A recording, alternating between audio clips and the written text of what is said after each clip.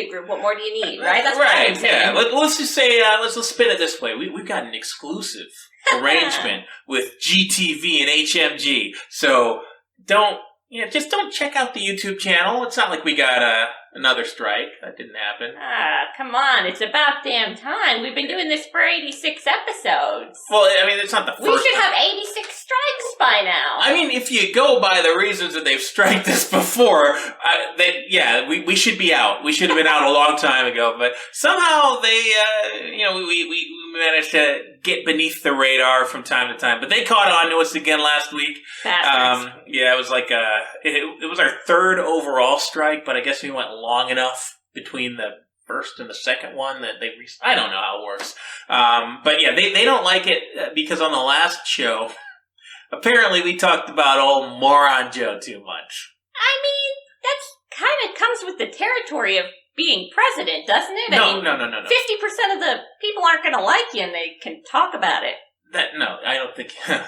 Big Tech doesn't see it that way. See, Did these people watch Fox News during the Obama administration? There was a whole channel dedicated to this shit. I mean, have you seen Fox News now? They've been assimilated by the Borg. And no, you're not allowed to question the election. I don't even remember questioning the election last week. I think we just pretty much made fun of how much of a fucking idiot he is. Yeah, the we G7. mostly talk about the G7, yeah. Yeah, we were like, look at this guy. He's an idiot. He's embarrassing us on a national stage. He probably shit his pants in front of the Queen. But we didn't say like, hey... Well, to be fair, the Queen probably shit her pants, too. Yeah, it was a big giant pants shitting party over there in England. I'm glad that that's why they all had to stand 6 feet apart in the photographs because it stank too bad. Yeah, it had nothing to do with coronavirus. They all know that coronavirus is fake. I mean, they made it up, but I mean they smell like shit. But yeah, no, we weren't out there saying like everybody knows he didn't win. They stole like 10 states, massive fraud. It's all getting proven in all these audits. I mean, we didn't say that. We could have said it. We could have said it. We've said it before. But other people say it. Anybody paying attention say it. Yeah. But yeah, no, they sent me an email. It's great. They're like, they said that we're scamming people. Oh. We're scamming people into thinking 2020 election was illegitimate. Seems like a pretty shitty scam. Like, if I want to scam people, there has to be something in it for me, right? Besides just, like, my God-given rights and, the Declaration of Independence being held up. Wanting my vote to count, not wanting this to turn into a communist country. If I'm going to scam people, I don't know, maybe I'd get some coin in the deal or something. Yeah, I think the people scamming people were the ones pulling out those fucking suitcases of printed out ballots at 3 in the morning. You mean the ones getting presidential paychecks for life now? And a lifetime security detail? And, And those guys in Detroit. That seems like a scam! Cardboard. But yeah, no, I guess they're just not allowed to even mention him. But you know what? Nobody could look at that potato-brained pedophile and think he legitimately won anything. Even if we didn't see all that evidence, even if it wasn't coming out. I mean, the only thing that he could have won is, like, you know how they do, like, most likely to succeed? Yeah. Well, maybe there's a yearbook somewhere in fucking Scranton that says, like, most likely to be an ex-senator who'll sodomize a child at a Baskin-Robbins. Yikes! I believe he won that. Come on, man. I mean, come on, man. Who wouldn't vote for? He's the orator of a generation. Come on, man. You said I could get a free sample. Obama ran on impactful words like hope and change. Biden won on come on, man. Yeah. As lazy as it is to make this the weekly Biden-bashing block, I mean, it's kind of hard not to when, let's face it, our entire show is about morons, and he fits the description. Yeah, I mean, he's the most prominent idiot in the world. How are we supposed to not have a show? I mean, let's just briefly talk about this fucking idiot, and then we'll move on to some other subjects. Please. So, greatest hits. I'm trying to think like David Letterman. The top 10 ways Joe Biden made an ass of himself last week. Number 10. he freaked out and yelled at a CNN reporter and almost got into a fight with them. Excellent. CNN works for you, Joe. I mean, it seems pretty on brand, to be honest. Number 9. He had to have a bunch of index cards telling him that Orange Man is bad for his pre-selected questions at a press conference. Didn't he also confuse Putin for Trump? That was number 8. Number 8. How can you not tell? I mean, they're not the same guy, Joe. They're different guys. Putin's definitely not orange, so that should have given it away. Motherfucker's pale as shit. Whatever. He told Putin all of the places that he didn't want him to hit. He's like, these are the... don't attack us here. But if you were, here's a map. Honestly, though... Here's a schedule of the security team. I don't even think it's fair to count that one in the lineup of things he's done stupid. I mean, if it's sincere, yes, absolutely stupidest thing anybody's ever done in the history of the presidency. However, I have to feel that maybe this was a Bugs Bunny-like attempt at international diplomacy. I feel like this is like a mind fuck.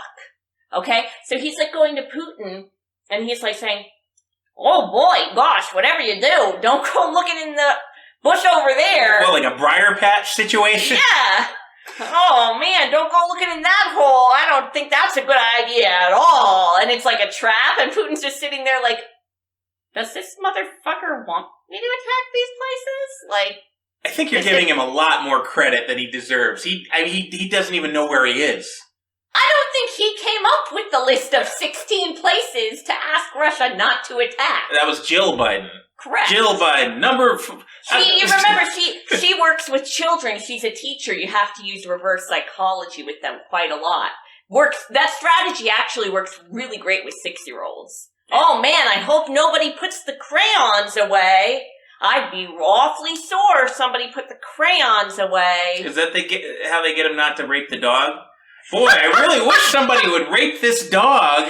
Boy, I ran out of top 10. That was getting lame anyway. I mean, yeah, well, you know. Let's just move on before we. I guess we're not going to get a strike. I will upload this, by the way, to YouTube once they let us do it again. I just want them to just fucking ban us, guys. Please, just make it official. Yeah, exactly. I mean. Let's move on. You know, as crazy as Biden is, we've got a crazier headline this week. We couldn't find room in the stack for it, but it's worth mentioning. So apparently there is a growing petition for Jeff Bezos to buy and eat the Mona Lisa. I mean, he if anybody could do it, it's the richest man in the world, right? I mean, I just because you can doesn't mean you should. I don't think that would be very nutritious.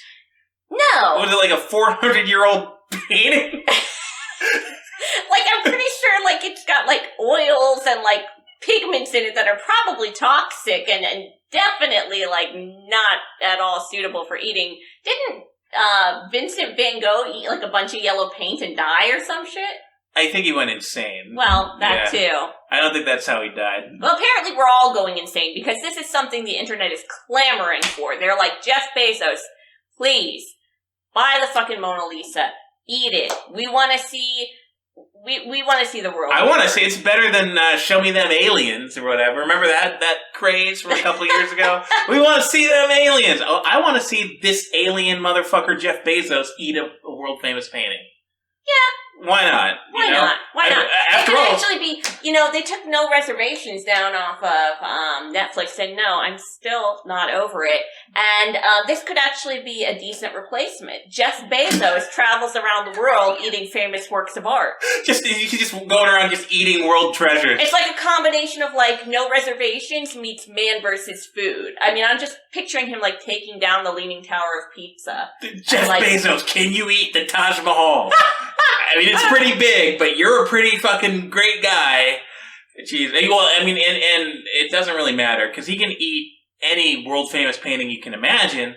We've got a Leonardo of our time that's basically recreating these works of art. Oh, are you talking about the fucked up Jesus? I love fucked up Jesus. No, I just mean that we've got somebody right now, a virtuoso of the canvas, who's creating masterpieces that, I mean, we don't need the Mona Lisa anymore. It can Really? go into Jeff Bezos' septic system because Hunter Biden What? Oh yeah, you didn't hear about this? Hunter Biden is a grand artist. He's making paintings of like flowers and shit, and he's selling them for $500,000 each to anonymous buyers. Anonymous buyers. I feel like, why do I get the feeling that all of his anonymous buyers live in China? Well, you're trying to tell me this is a money laundering scheme? I mean, He would never do such a thing. He's an honorable man. there's only one way to find out. It's to check his publicly accessible text messages and computer files. I don't get time to read that many N-words. Anyway, if you want to join the show today, give us a call at our hotline. It's 813-906-9099. Of course, you can email us at thewaronmorons@gmail.com. You can hit us up on MeWe. You can find us on Gab. Leave us a comment on Gab TV. Give us a like over there. That it's just blowing up. Yeah. It's blowing up. Like with Gab TV, it's faster. It used to have some lag. It doesn't have that anymore. There's all kinds of great content. And we don't get paid by them to say this. We genuinely like it. We like it because they don't tell us what we can and can't say. In fact, if anything, they're probably pissed off. They're like, man, these guys have not, they haven't talked about the Holocaust once. In fact, we're doing the opposite of getting paid by Gab TV. We pay them to use Gab. They probably don't like. They're like, man, these guys are fucking moderates. They are so fucking lame.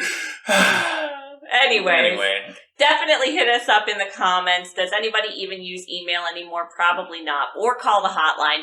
And if you really want to support our show, go to our online shop, get one of our new t-shirts, just like this one. Oh, yeah, I'm wearing one right now. Perfect for 4th of July barbecue.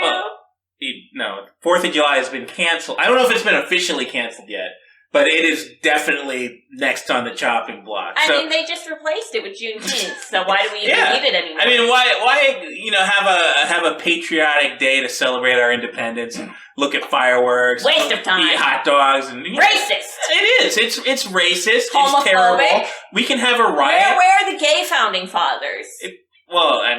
They haven't gotten to it yet. I'm sure they're going to revise history.